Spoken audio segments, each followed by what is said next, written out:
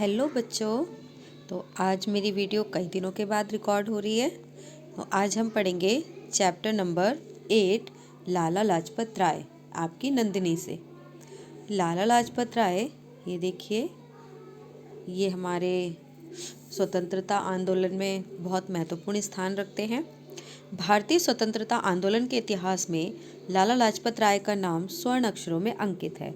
देश को अंग्रेजों की दास्ता से मुक्ति दिलाने में उनका अमूल्य योगदान रहा।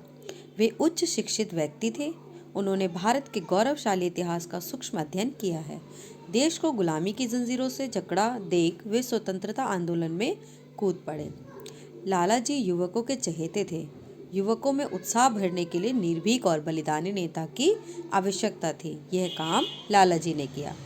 पीड़ित भारतीय किसी अवतार के जन्म लेने की कामना कर रहे थे। ऐसे में सन 1865 में 28 जनवरी को उस महान आत्मा ने जन्म लिया, जिसने आगे चलकर अपने पराक्रमी व्यक्तित्व से अंग्रेजों को स्तब्ध कर दिया।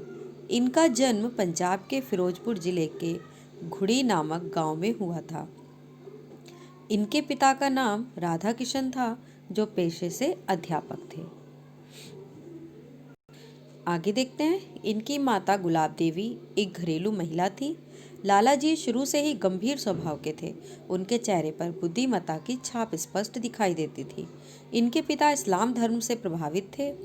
माता सिख धर्म को तथा दादा जैन धर्म को मानते थे। लाला लाजपत राय की शिक्षा का आरंभ उनके पिता की देखरेख में हुआ।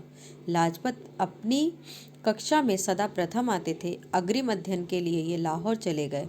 13 वर्ष की आयु में इनका विवाह हिसार के एक संपन्न वैश्य परिवार की कन्या से हो गया। सन 1881 में लाला लाजपत राय ने राजकीय कॉलेज लाहौर में प्रवेश लिया। 1882 में मुख्तारी में सफलता हासिल कर ली, परंतु अगले वर्ष एमए की परीक्षा में असफलता का मुंह देखना पड़ा। आर्य समाज के प्रवर्तक स्वामी दयानंद सरस्वती ने के जीवन चरित्र एवं व्यक्तित्व से प्रभावित होकर लाला लाजपत राय आर्य समाजी हो गए थे। उनकी देशभक्ति ज्वलंत एवं संदिग्ध असंदिग्ध थी।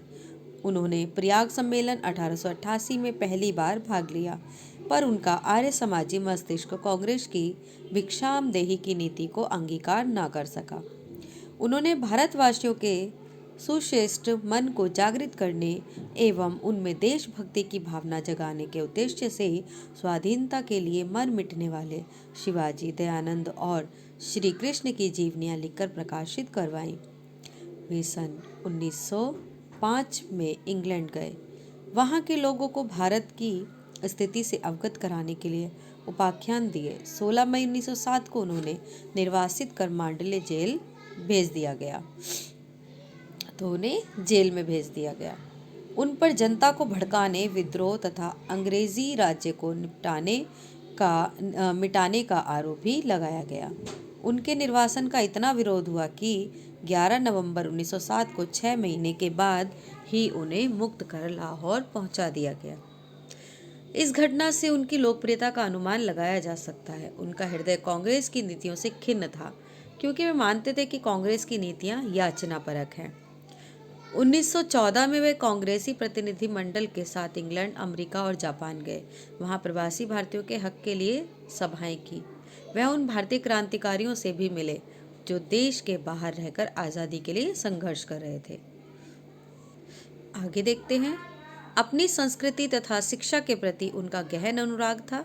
उनकी शिक्षा उर्दू में हुई थी, किंतु वह हिंदी भाषा के समर्थक थे। उन्होंने हिंदी के समर्थन में सहस्र व्यक्तियों के हस्ताक्षर कराकर एक प्रतिवेदन भी ब्रिटिश सरकार को भेजा। इसी श्रृंखला में उन्होंने लाहौर तथा अन्य स्थानों पर दयानंद एंग्लो वैदिक कॉलेज की स्थापना की। वे एक महान मानवतावादी थे और उनका मानव प्रेम काफी व्यापक था।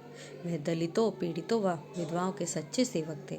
सन 1912-13 में उन्होंने काशी, प्रयाग, बरेली तथा मुरादाबाद की यात्रा की, जिसमें उन्होंने कट्टर हिंदुओं का ध्यान अस्पृश्यों की दुर्दशा की ओर खींचना चाहा। भारत में सुधार के प्रस्तावों के लिए ब्रिटिश सरकार ने साइमन कमीशन भारत भेजा। भारतीयों ने इसका डटकर विरोध किया। 30 अक्टूबर 1928 को इसके भारत पहुंचने पर यह नायक लाहौर पहुंचा और जुलूस का नेतृत्व किया। साइमन कमीशन वापस जाओ के नारे से आकाश गूंज उठा। अंग्रेज सैनिकों ने निष्ठुरता से इस वीर को लहूलुहान कर दिया। आपने देखा होगा कि साइमन कमीशन जब भारत आ रहा था तब ये विरोध करने पर सबसे आगे खड़े थे, और जब सैनिकों ने इन लोगों पर लाठी चार्ज किया, लाठी मारी, तो इनके सर पर बहुत ज़ोर से एक लाठी लग गई थी, जिससे चोट लगी और बहुत ज़्यादा खून बहने लगा था, और इसी के कारण इनकी मृत्यु हो गई थी। इन्होंने कहा, मेरे शरीर पर पड़ी हर लाठी की चोट ब्रिटिश सरकार के ताबूत की कील साबित होगी। का सिंहनाद करता हुआ भारत माता का यह सपूत 17 नवंबर सन 1928 को भारत माँ की गोद में सदा के लिए सो गया।